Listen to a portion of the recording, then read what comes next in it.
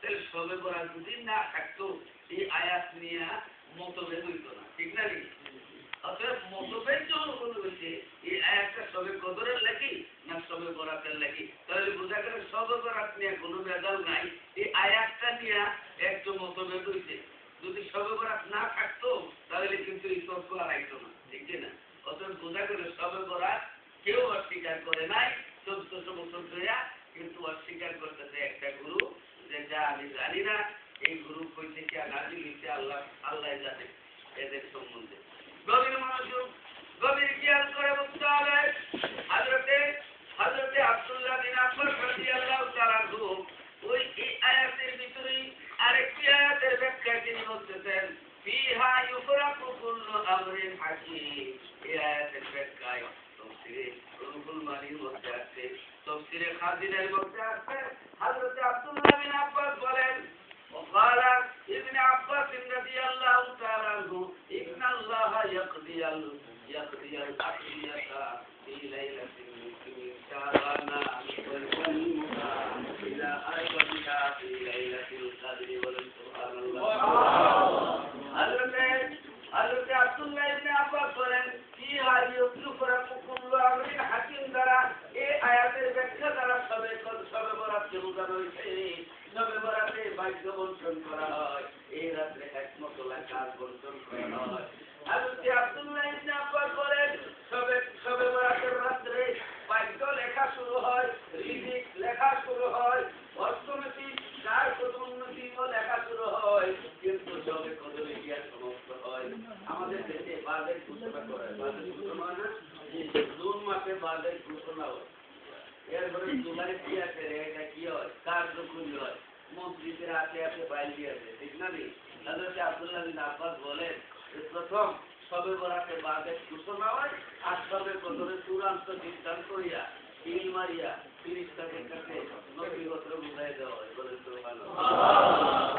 সমাধান। আর সবে বরাতে লাইলাতুল মুবারাকা চূড়ান্ত নাযিল হয়েছে, এর অর্থ চূড়ান্ত আল্লাহ রাব্বুল আলামিন সবে বরাত নবীকে কবে দিলেন? সবে বরাত দিতেন নবীজি হিজরত করে যাওয়ার 1 বছর আপনার 4 মাস 15 দিন পরে সবে বরাত নাযিল হয়েছে। আল্লাহ নবী ঘুমের মধ্যে ছিলেন, নিদ্রা হয়েছে, জিবরাইল আলাইহিস সালাম এসে নবীজির সালাম দিলে, নবীজি জাগ্রত হইলেন।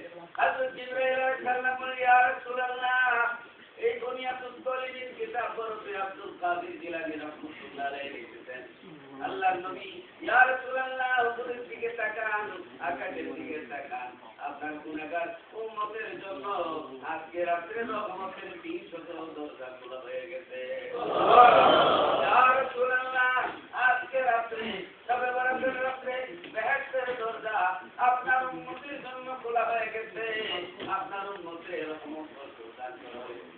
সবে বরাত এমন একটা রাত্র, সবে বরাত কেউ বলে সবে বরাত, এটা ফার্সি শব্দ, এটা তো আরবি না, এই জন্য এটা গ্রহণযোগ্য না। তাহলে নামাজ শব্দ কোরআন শরীফে নাই। নামাজ হইল নামাজও ফার্সি শব্দ, রোজাও ফার্সি শব্দ। নামাজের আরবি হইল সালাত, আর রোজার আরবি হইল সিয়াম। হ্যাঁ, এখন যদি সবে বরাত ফার্সি ভাষা ওয়ার কারণে বাড়ছে, তাহলে তো নামাজও কদিন করে বাড়ছে, রোজাও বাড়ছে, লাইনও আছে, ঠিক না? ওইটা আসবান গোটার পরে পাও, এরপরে মাথার বাড়ি মারবো, এরপরে মুখের মধ্যে গাছ বুঝেন নেই। আস্তে আস্তে আস্তে আস্তে এগুলো বলেন না, গভীর মনোযোগ, হুঁশিয়ার থাকতে হইব। আপনারা হুঁশিয়ার থাকতে হবে। আপনাদের ঘরের দোকান চেষ্টার মধ্যে আছে, আমরা এটা সুন্নি মসজিদ, সুন্নিদের আকীদা হলো সবে বরাতে ইবাদত করা, আল্লাহর রাসূলের মিলাদ শরীফ পড়া, ফরজ নামাজের পরে হাত উঠায় দোয়া করা, এই যে তরিকা, আমরা এই তরিকার উপরে চলবো। বলে আমিন।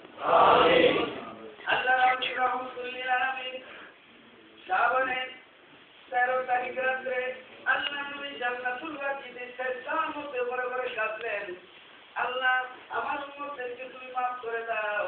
আল্লাহ বলেন, হাবিব সব কিছু করতে পারি, আপনার চোখের পানি আমি আল্লাহ সইতে পারি না। বন্ধু, তোমার উম্মতের 1/3 আমি মাফ করে দিলাম।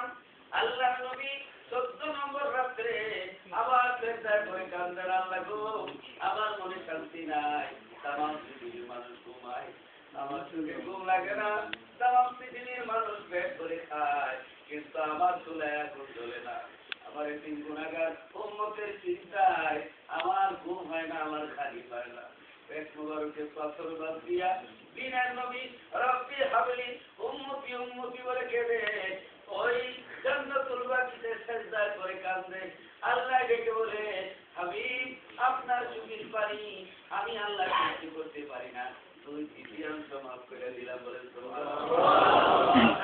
15 নম্বর রাত্রে সবে বরাতের রাত্রে আবার আল্লাহ নবী সেজদার মধ্যে পড়ে গেলেন, আল্লাহ আমার এতিম উম্মতদের তুই মাফ করে দাও। আল্লাহ ডাকলেন, হাবিব আর কাঁদতে হবে না, আর কেঁদো না হাবিব, তোমার চোখের পানি আমি আল্লাহ সইতে পারি না। যাও বন্ধু, তোমাকে আমি তোমার সমস্ত উম্মতের জামিন বানাই দিলাম, সমস্ত উম্মতের সুপারিশ সাফায়াতের অধিকার আজকে তোমারে দান করলাম। এই সবে বরাতের রাত্রে আমার নবীর পূর্ণ সাফায়াত আল্লাহর তরফ থেকে সাফায়াতের ক্ষমতা আল্লাহ দান করে দিলেন। ইন্না শাফাআতি লিআহলিল কাবাইর মিন উম্মতি, আল্লাহ নবী বলেন আমার বড় বড় গুনাহগার উম্মতরে আমি সুপারিশ করব। ছোট গুনাহ লাগি না, ছোট গুনাহ তো ওযু করতে গিয়া পানির ফুটার লগে দরিয়া করে, ছোট গুনাহ তো আলিমের চেহারা ইমাম সাহেবের চেহারা দিকে চাইলে দরিয়া করে, মা বাবার চেহারা দিকে চাইলে ছোট গুনাহ দরি যায়, কাবা শরীফের দিকে চাইলে সগীরা গুনাহ ধরে। সগীরা গুনাহ লাগি না, আল্লাহ বড় বড় আসামিরে আমি সুপারিশ করব। বলে সুবহানাল্লাহ। বড় বড় আসামি যখন সুপারিশ করব, খালি মার্ডার করবে নিয়ত করিয়া, খালি মার্ডার করে বুঝলেন। এবার নিয়ত করে যদি আবার স্টার্ট করে সুপারিশ করবে না, যদি বড় গুনাহ হইয়া যায় বুঝলেন, চাইলে ইচ্ছা করে গুনাহ করলে সুপারিশ নাই, এটার জন্য কিন্তু ডান্ডা কোম্পানি আছে, ঠিক না?